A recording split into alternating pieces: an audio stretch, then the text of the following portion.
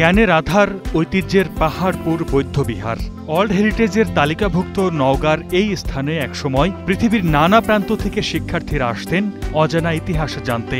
এর খ্যাতি ছড়িয়ে পড়ে তিব্বত, নেপাল, চীন থেকে শুরু করে দক্ষিণ পূর্ব এশিয়ার দেশগুলোতে। বিশ্বকবি রবীন্দ্রনাথ ঠাকুরের কাচারি বাড়ি পতিশর, এখান থেকে রচিত হয়েছে কবিগুরুর একাধিক বিখ্যাত সাহিত্যকর্ম।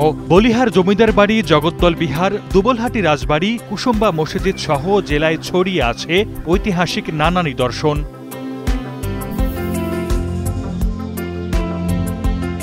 বাংলাদেশের অন্যতম শীর্ষ ধান উৎপাদনকারী অঞ্চল এই নওগাঁ। আমের উৎপাদনেও এখন শীর্ষে। গম, ভুট্টা, পাট, আখ ও সবজি চাষেও সম্ভাবনার দোয়ার খুলেছেন কৃষকরা। নওগাঁয় ছোট বড় 13টি নদী রয়েছে, এর মধ্যে অধিকাংশ নদী মৃত পায়। বলা হচ্ছে যে এখানে ব্যবসায়িক জোন গড়ে উঠবে, শিল্প জোন গড়ে উঠবে, এটা এখানে মুখে নির্ভর করে। প্রাচীন এই নগরীতে সংসদীয় আসন 6টি। পোরশা, সাপাহার ও নিয়ামতপুর উপজেলা নিয়ে নওগাঁ 4.5 লাখ ভোটারের এই আসনে আওয়ামী লীগ ও বিএনপি 3বার করে জয় পেয়েছে। পত্নীতলা ও ধামরহাট উপজেলা নিয়ে নওগাঁ 2, 3,56,000-এর বেশি ভোটার। এখানে আধিপত্য বিএনপির। বদলগাছি ও মহদেবপুর উপজেলা নিয়ে নওগাঁ 3, ভোটার 4,20,000-এর বেশি।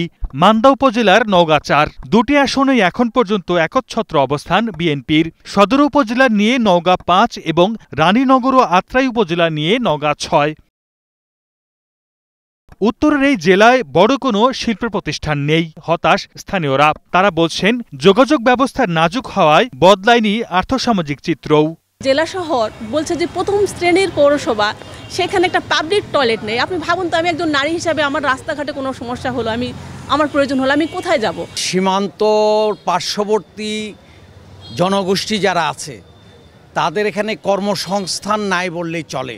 নির্বাচন ঘিরে কৃষি, পর্যটন ও খনিজ সম্পদের সম্ভাবনা নিয়ে পরিকল্পিত উন্নয়নের প্রত্যাশায় নওগাঁবাসী। সর্দার মোহাম্মদ আরিফ, স্টার নিউজ।